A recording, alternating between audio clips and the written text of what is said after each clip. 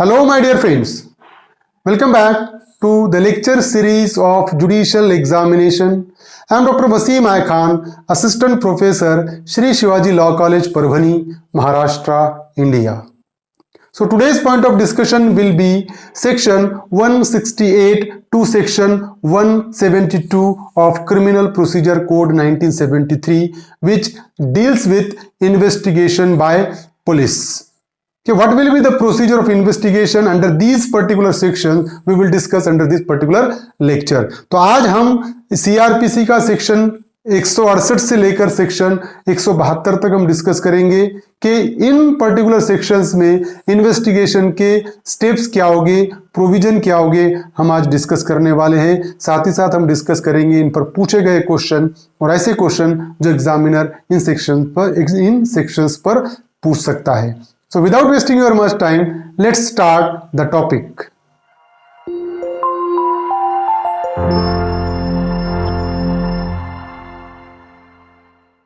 Investigation by police, section 168 to 172. Section 168 deals with report of investigation by subordinate police officer.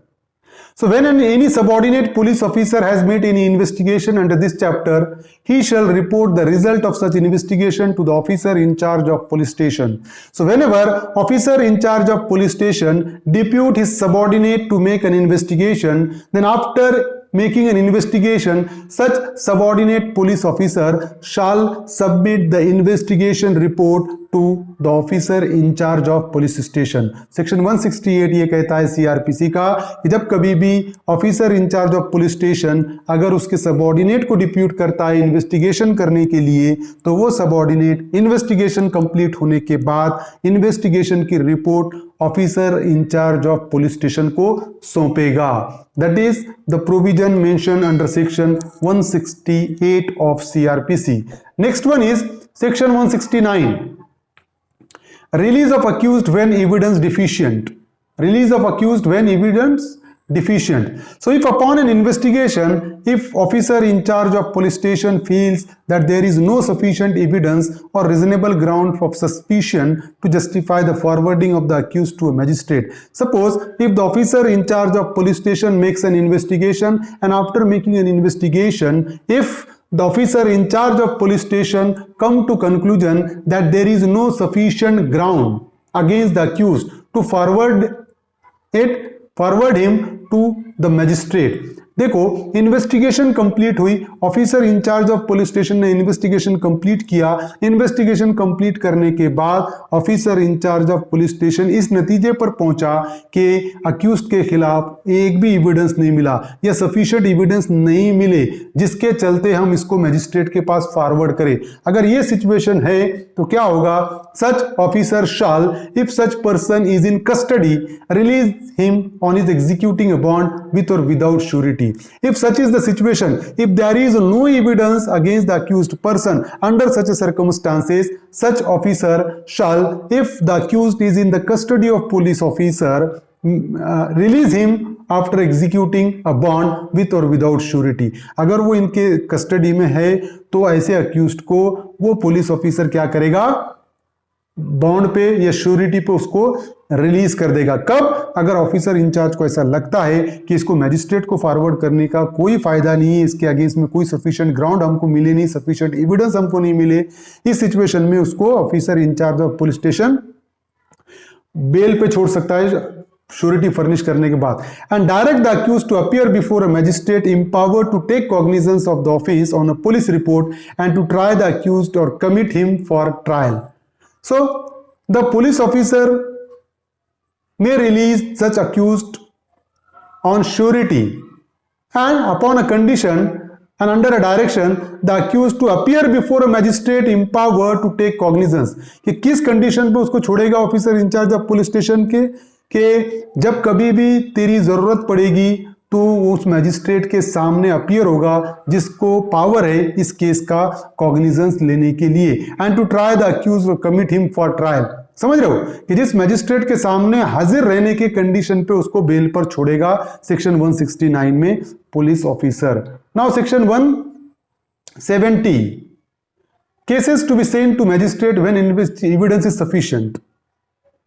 So if upon an investigation, if it appears to the officer in charge of police station that there is sufficient evidence or reasonable ground to forward the accused under custody to a magistrate empowered to take cognizance of the offence upon a police report and to try the accused or commit him for trial. So देखिए कि suppose if after making an investigation, if the police officer come to conclusion that there is a sufficient ground to forward the accused before the magistrate, अगर police officer को investigation complete करने के बाद ऐसा लगता है कि हाँ इस अक्यूज्ड के अगेंस्ट में सफिशिएंट एविडेंस है जिसके चलते हम इसको मैजिस्ट्रेट के सामने प्रोड्यूस कर सकते हैं, if the offense is bailable and the accused is able to give security, shall take security from him for his appearance before such magistrate on a day fixed and for his attendance from day to day before such magistrate until otherwise directed. So suppose the offense committed by the accused is bailable one and the accused is able to give security, और accused अगर for example accused ने जो offence किया वो bailable है और वो bell देने के लिए तैयार है, तो पुलिस ऑफिसर क्या करेगा, वो बेल लेगा, वो श्योरिटी फर्निश करने के बाद वो जो डॉक्यूमेंट है बेल के डॉक्यूमेंट बॉन्ड वो क्या करेगा मजिस्ट्रेट के पास प्रोड्यूस करेगा, और वो जब बेल पे छोड़ेगा तो ये कंडीशन पे छोड़ेगा कि जब कभी भी मजिस्ट्रेट तुमको डेट पर बुलाएगा, अटेंडेंस आपकी रिक्वायर होगी, तो you have to remain present before the court of law. Police officer shall send to such magistrate any weapon or other articles which it may be necessary to produce before him. Suppose if during the investigation, if the police officer seized any weapon or any other article, then such police officer shall send such weapon or article to the magistrate which it may be necessary to produce before him. जो कि police officer को अगर लगता है कि जो weapon जो article seize किए गए अक्यूज्ड के पास से वो मैजिस्ट्रेट के सामने प्रोड्यूस करना जरूरी है, तो पुलिस ऑफिसर वो सारे आर्टिकल मैजिस्ट्रेट के सामने प्रोड्यूस करेगा. And shall require the complainant और witnesses to execute a bond to appear before the magistrate. और साथ ही साथ वो पुलिस ऑफिसर जो कंप्लेनेंट है या विटनेसेस है उनका एक बॉन्ड भी लेगा कि जब कभी भी आपको बुलाया जाएगा कोर्ट में, आप कोर्ट में प्रेजेंट रहेंगे. Such is the position mention under section 170. Now section 171 is there. Complainant and witnesses not to be required to accompany police officer and not to be subjected to restraint. Section 171. So no complainant or witness on his way to any court shall be required to accompany a police officer or shall be subjected to unnecessary restraint or inconvenience or required to give any security for his appearance other than his own bond. So whenever the question regarding any complainant or witnesses is there, so they cannot be compelled to give surety and security for their appearance, nor they may be accompanied by the police officer while they are visiting the court. समझ रहे हो कि जब कभी भी complainant and witness की बात आती है तो विटनेस और कंप्लेनेंट जब कोर्ट आते हैं तो उनको पुलिस ने लेकर आना जरूरी नहीं है, वो खुद आ सकते हैं. ना तो पुलिस उन पे अननेसेसरी रेस्ट्रेंट लगा सकती है, ना कोई अननेसेसरी बंधन लगा सकती है उन पे, ना तो पुलिस विटनेसेस से और कंप्लेनेंट से कोई सिक्योरिटी फर्निश करने का बोल सकती है. सिर्फ क्या हो सकता है, उनका खुद का बॉन्ड एग्जीक्यूट करा कर ले सकता है पुलिस ऑफिसर, उससे ज्यादा नहीं है. पर्सनल बॉन्ड कि हाँ जब कभी भी कोर्ट में मुझे बुलाया जाएगा मैं कोर्ट में हाजिर रहूंगा, इस तरीके का बॉन्ड कंप्लेनेंट और विटनेस से ले सकते हैं. लेकिन पुलिस विटनेस को और कंप्लेनेंट को पकड़कर कोर्ट में प्रेजेंट नहीं कर सकती है, ना तो उन पे अननेसेसरी बंधन लगा सकती है प्रेजेंट रहने के लिए, ना तो उनसे श्योरिटी फर्निश कराकर ले सकती है. Provided that if any complainant or witness refuse to attend or to execute a bond as directed in section 170, the officer in charge of police station may forward him in custody to magistrate who may detain him in custody until he executes such bond or until the hearing of the case is completed. तो अगर कोई complainant या witness refuse करता है court में आने के लिए या बॉन्ड खुद का पर्सनल बॉन्ड एग्जीक्यूट करने के लिए, तो उस सिचुएशन में क्या करेगा, पुलिस ऑफिसर उसको पकड़कर अपने कस्टडी में लेकर मैजिस्ट्रेट के सामने प्रेजेंट करेगा और मैजिस्ट्रेट उसको तब तक कस्टडी में रखेगा जब तक वो अपना बॉन्ड एग्जीक्यूट ना कर दे या जब तक उस केस की हियरिंग कंप्लीट ना हो जाए। Section 171। Now section 172, Diary of proceeding in investigation. Section 172. Every police officer making an investigation shall day by day enter his proceeding in the diary, setting forth the time at which the information reached him, the time at which he began and closed his investigation, the place or places visited by him, and a statement of the circumstances ascertained through his investigation. So it will be the duty of police officer making an investigation to enter each and every aspect of investigation into the diary. For example, when the investigation began, when the investigation closed, where the police officer visited, the place visited, as well as the statement and circumstances ascertained through its investigation. तो police officer की duty रहेगी investigation के दौरान, investigation शुरू कब हुई, investigation खत्म कब हुई, कौन से प्लेस को विजिट किया, क्या क्या उनको एविडेंस मिले, ये सब वो जो डायरी है वो डायरी में उन्होंने मेंशन करना जरूरी है।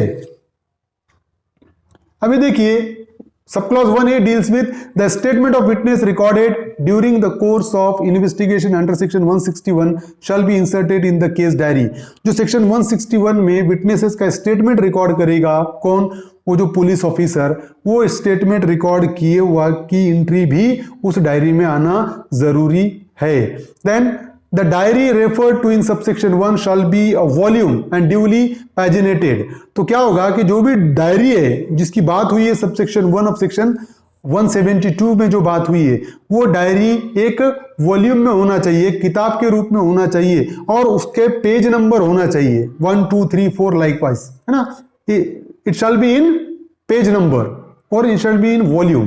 तो डायरी इस तरीके से होना चाहिए, खाली पेज लगा के डायरी नहीं बनाई जा सकती, बुक के रूप में और पेज वाइज वो डायरी होना चाहिए।